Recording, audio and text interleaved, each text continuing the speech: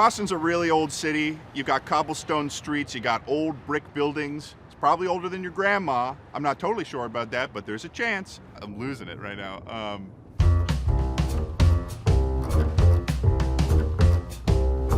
What's up, guys? It's Ted Nivison. You might know me from my YouTube channel where I make silly little videos online. But what you might not know about me is that I am from the Boston area, and I grew up going to Red Sox games with my dad. There's a lot to love about Boston. You've got seafood, you've got historical locations, but it's been so long and I don't really live in Boston anymore, so coming back here, maybe there's some things I forgot or some new things to learn about Boston. So today I'm gonna be going around Boston with the Microsoft Copilot app and learn a new thing or two about this city I know so well.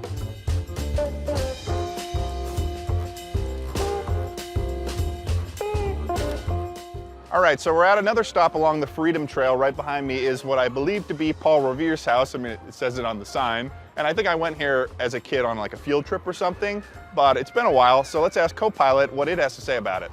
All right, so Copilot's telling me that this is the oldest remaining structure in downtown Boston, which is pretty crazy. As well as it being part of the Freedom Trail, it looks like it's undergone several renovations and restorations over the years, but it retains some of the original features and furnishing from the 17th and 18th century. So, you know, it may be old, but it's still got its charm.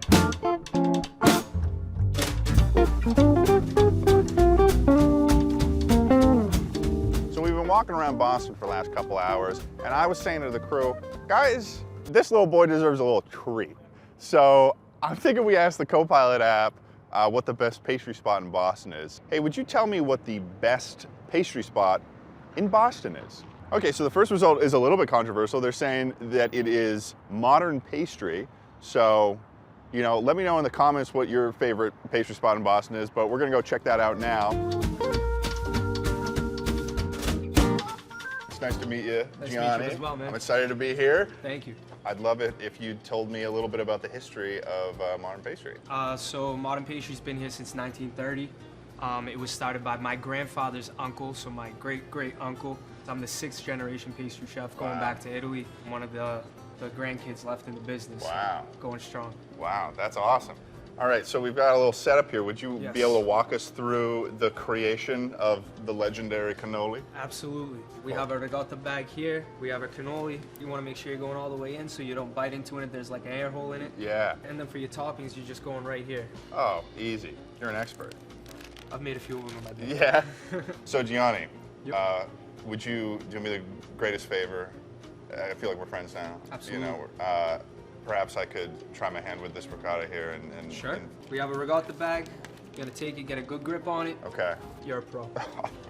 Wow. Here's your Okay. cannoli. Like All I right. said, All right. So zone. you get it down in the center. squeeze all the way through. Oh. And There you then a little go. bit of that action. It's pretty good, actually. Yeah. Yeah. Pretty good. It's not bad. And then on the other side Same here, thing. here with the little Chocolate dip, chip action. and then the dip there. Oh, Smash it. There you yeah, go. smash it right in there. Pretty Not good. bad. I mean, that compare that right there. That's the pro Powdered versus sugar the. on top too. Oh, wow, Got some on your hand. You can lick it off later. Whatever. wow. Yeah, may I try this in your It's yours, presence? man. Okay, here I go. Oh, How we- that was awesome. That was really good. Well, thank you so much, Gianni, Thank you, for man. walking me through this. Absolutely. This is a very impressive situation you got going on here as a 6th generation cannoli maker. I mean, Thank you. Yeah. This Very was a proud. delight. Thank you so much, man. Thank you. All right, so we're at another stop on the Freedom Trail right now. This is a statue of Paul Revere. It's a big statue, and he's looking majestic. In my experience with Paul Revere, he's looking at his best right now, and he's looking equestrian. So I'm imagining that there's probably some significance with it. So why don't we ask the Copilot app and see what we can learn. All right, so Copilot's saying that the statue I sent them is an equestrian statue of Paul Revere, famous patriot and hero of the American Revolution, and it was created by Cyrus Dowling in 1940. And the statue is commemorating the legendary midnight ride of Paul Revere when he was warning the colonists that the British were coming. But what about this artist, Cyrus Dowling? Let's ask Copilot about that, shall we?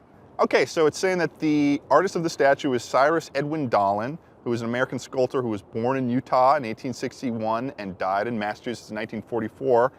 And I'm also seeing that he was an accomplished painter and an Olympic archer who won a bronze medal in 1904. Thanks for that, co-pilot. That's actually really cool.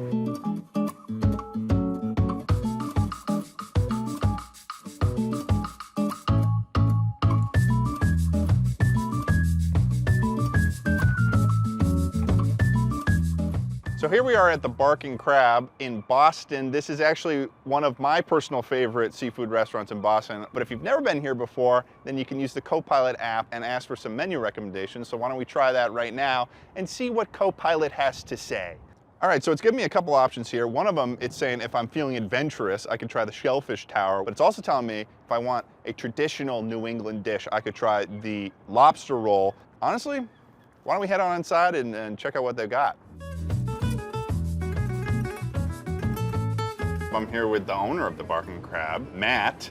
Nice to meet you. Very nice to meet you. It is an honor to be here because I believe you're going to be showing us how you guys make the legendary lobster roll. Yeah, so we're going to do the traditional lobster roll, which is surf chilled mayonnaise, celery, which we're going to put together here. Do some fresh lobster meat, a little fresh lemon juice. I don't do too much mayonnaise, just a little bit, just to hold it together. Diced celery, we keep it really simple. So we're going to take the rolls. Those were brushed with butter and griddled, a little bit of iceberg lettuce.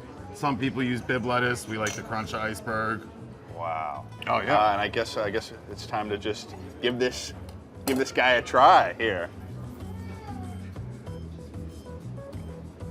Yup. Pretty good. Oh yeah. All right, so we took co-pilot's recommendation to order a bunch of food, and I think it's coming out now. So let's see what we got.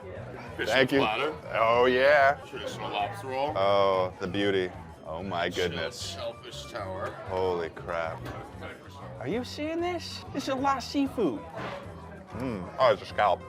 That's good. Yum. Yeah. Come on. Come on. Here I go. You just gotta do a little break right there. Kind of try to open it up around the knuckle area. And then we get in here with our little fork guy. It's a little bit of a journey when you're eating snow crab because you gotta bust it out of its shell. So I'm walking along the harbor here and I'm seeing what looks like a pirate ship, I guess, over here, but I don't know any pirates that are living in Boston as far as I know. So let's use the co-pilot app and try to figure out what this little guy is.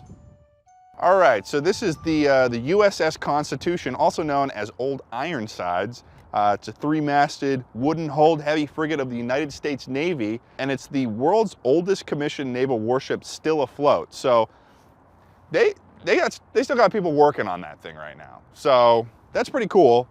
Why don't we go see if we can get on the ship?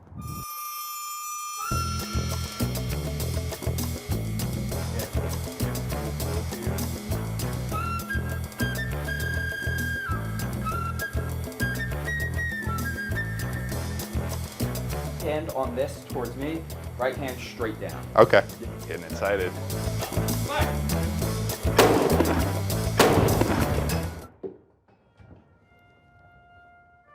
Yeah, baby! So we're here at Fenway Park right now, and this is probably one of the more significant parts of Boston that I hold near and dear. And one of the more significant features of Fenway Park is its green monster. So I'm gonna ask co-pilot, why is the green monster in Fenway Park so tall?